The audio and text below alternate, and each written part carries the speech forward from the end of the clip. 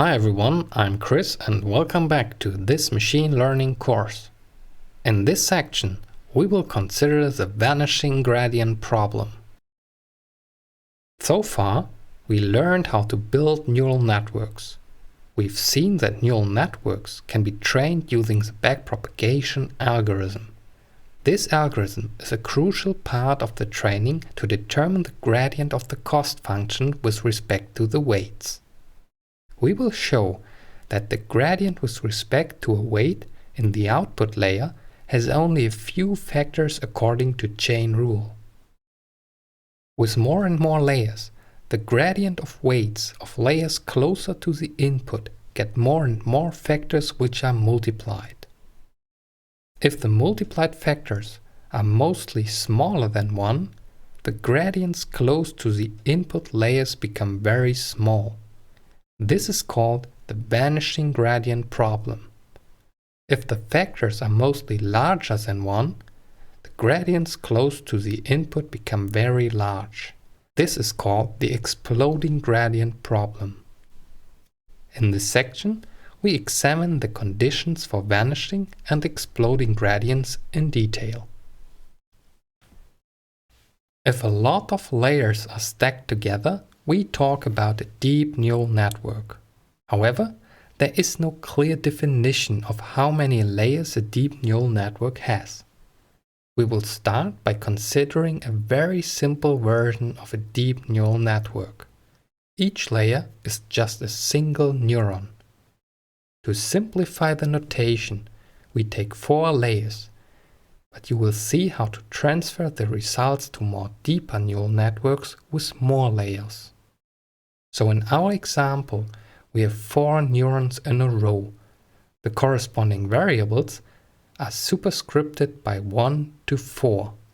Thereby 1 refers to the output neuron, and with larger layer number we get closer to the input. The output of the neural network is y tilde, which is the output of the last neuron, so y tilde equals to y1. The output of the last neuron is the result of its activation function, so y1 equals to sigma. The activation function sigma depends on the summation z1. This summation is a linear combination of this neuron's input, y2, times the neuron's multiplicative weight w1. Further, we have an added bias parameter w0 superscript 1. The neuron's input, y2, is the output of the preceding neuron, neuron number 2, so we can go backwards across all neurons and write down the corresponding calculations. On the left side, we have neuron number 4, the neuron closest to the input. This first neuron takes the input variable x and scales it with its weight w4. With an added bias parameter, this is the summation variable z4.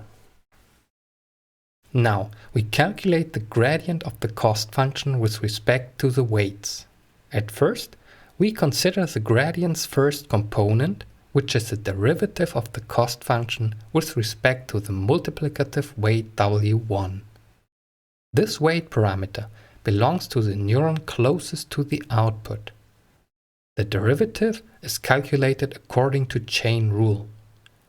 The cost function h takes directly the output of the neural network, y tilde. Note that y tilde equals y1, the output of the last neuron. So the first factor according to chain rule is the derivative of the cost function with respect to this output. This output is the activation function depending on the summation z1. Thus, the second factor according to chain rule is the derivative of the output y1 with respect to the summation z1. This summation depends directly on the w1 weight parameters. Consequently, the final factor is the derivative of the summation z1 with respect to w1. This last factor is simply the output of the second last neuron, y2. This can be verified by taking a look on the summation z1, which is z1 equals to w1 times y2 plus the bias term. The derivative with respect to w1 gives y2. The output y1 is equal to the activation function depending on z1. So the second factor in the chain rule is the derivative of the activation function with respect to its argument z1. We write sigma 1 prime to indicate the derivative of the activation function with respect to the summation at layer 1. Here, the result we should keep in mind is that the derivative of the cost function with respect to the weight of the neuron closest to the output has just 3 factors. Next, we consider the derivative of the cost function with respect to the multiplicative weight W4. This weight belongs to the neuron closest to the input X. The derivative is calculated according to chain rule. The first 2 factors are the same as before. Because we have a couple of neurons between the network's output and the weight W1, we have quite a lot of factors according to chain rule. The expression has a repeating structure.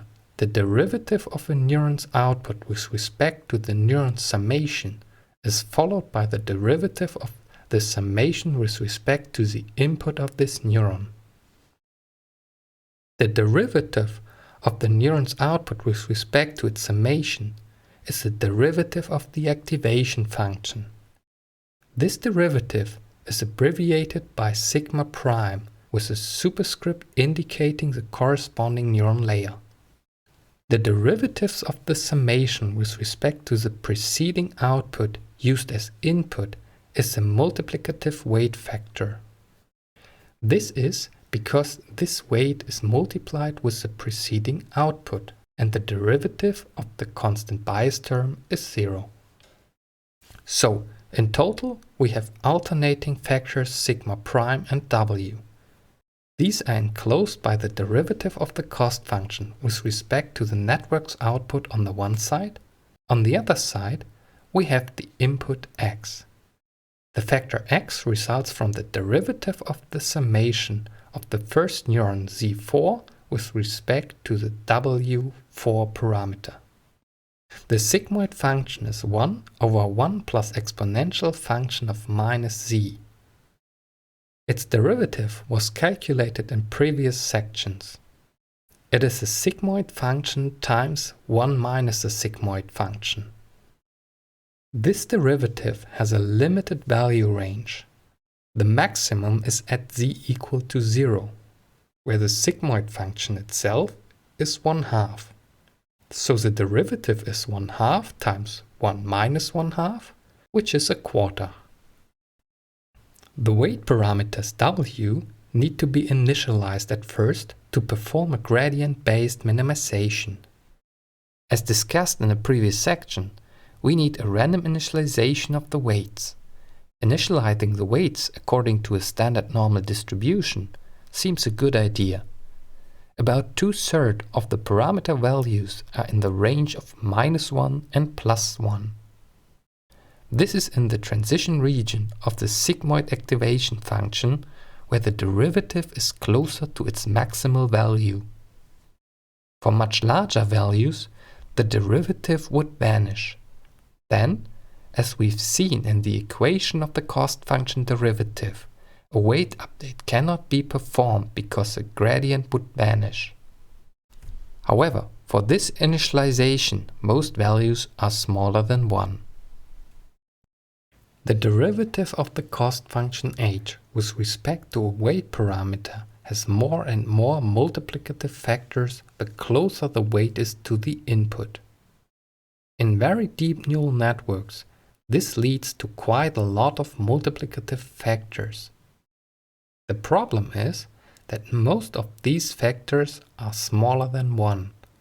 The derivative of the sigmoid activation is always smaller than 0.25.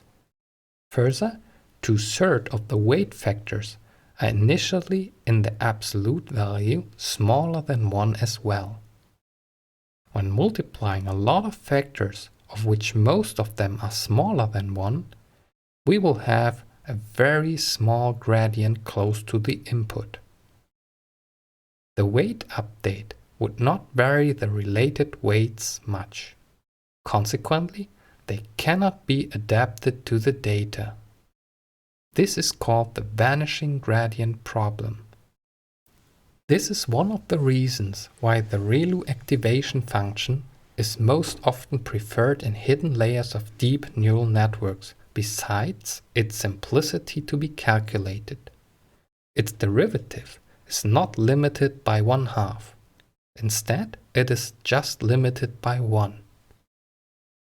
You could argue why not use a modified version of the ReLU activation with an even larger slope.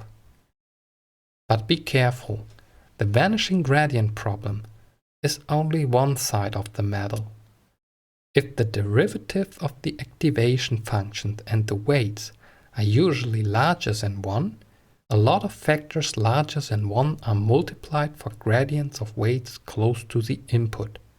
This gives very large values and is called the exploding gradient problem. Consequently, all factors need to carefully balance to avoid vanishing or exploding gradients. The perfect balance for the activation function is a linear activation. Its derivative is always 1. However, it has no nonlinearity, and it is not able to fit complex nonlinear data structures. So to take ReLU or leaky ReLU seems a valid approach. However, the key message here is you can try to carefully choose activation functions and also weight initializations with the best properties to balance between vanishing and exploding gradients. But still, if you multiply a lot of factors which are not fixed and can vary because of the training process, it is a fragile balance. So it is difficult to train deep neural networks. Section finished. Thank you very much for listening. If you like this video, please click the like button and consider to subscribe this channel. If you have any questions or comments, please leave a comment down below. So thanks again and see you in the next section.